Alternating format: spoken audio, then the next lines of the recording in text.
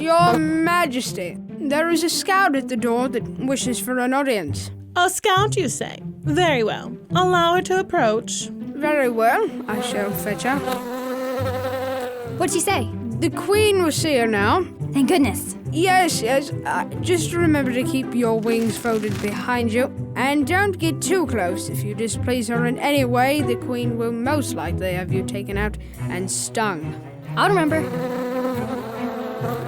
Your Majesty, the scout. Make your business known and we shall hear you. Oh, great Queen of the Nest, I have grave news. Grave news, you say? Speak now. Are the humans not having picnics anymore? Has the soda industry crashed? No, my queen, it is something much more pressing. Do tell then, do not tarry.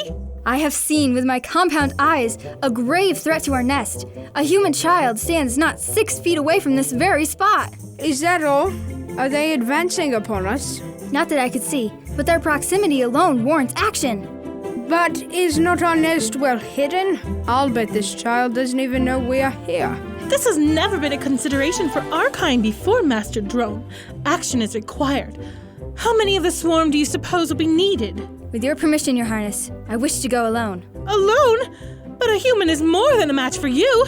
What happens if you fail? If it so pleases the Queen, if I do not return, send the swarm to avenge me. Make it so. Do not spare your sting. Bring security to our nest once more, brave scout. I fear she goes to her unmaking, my queen. If it is her fate, you know the law. If any threat is perceived against the nest, within or without, it is the duty of all wasps to risk all to defend their home. Indeed. And the law after that? The queen shall be obeyed at all times. Exactly. Start the radio if you would. Miss Tabitha, are you home? Are you okay, Monica? Not really. What's the matter? Is everyone okay? Oh, thank goodness. It's Monica. She's been stung. Okay, calm down, Peter. What happened, Monica? We were just walking around the corner, heading to Mr. Jacobs' garage, and out of nowhere a hornet stung me on the foot. Okay, do you know if you're allergic? I don't think I am, but it really hurts. It's starting to get really itchy. Yes, it's starting to swell too. Let me go get a cold pack and my phone. I want to make sure your parents know what's going on. They might want you home. Yeah, thanks. Are you okay, Monica? You already asked me that, Peter. What else can I do? Try to relax?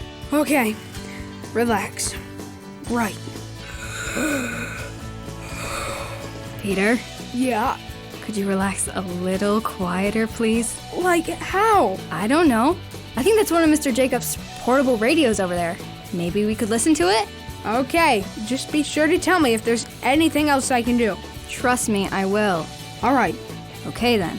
Yeah. Are you gonna start the radio? Oh, right. Sure.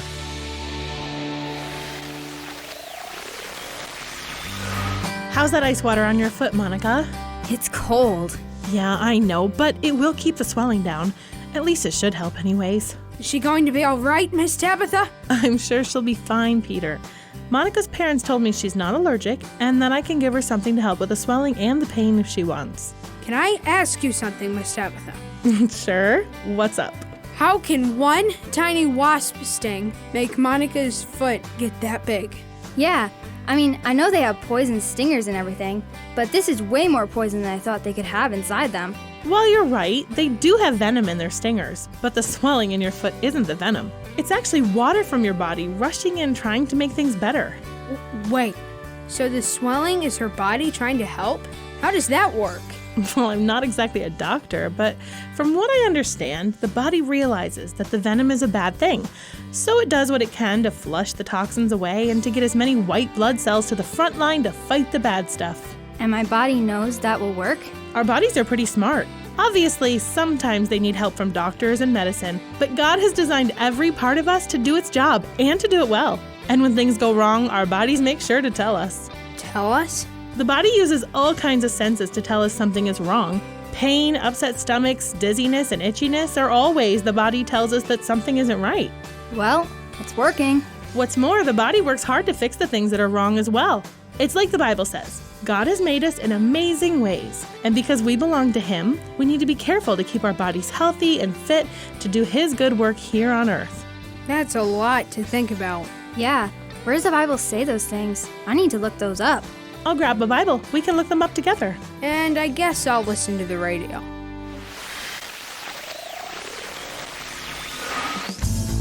You know what? I could use a glass of water. You want any?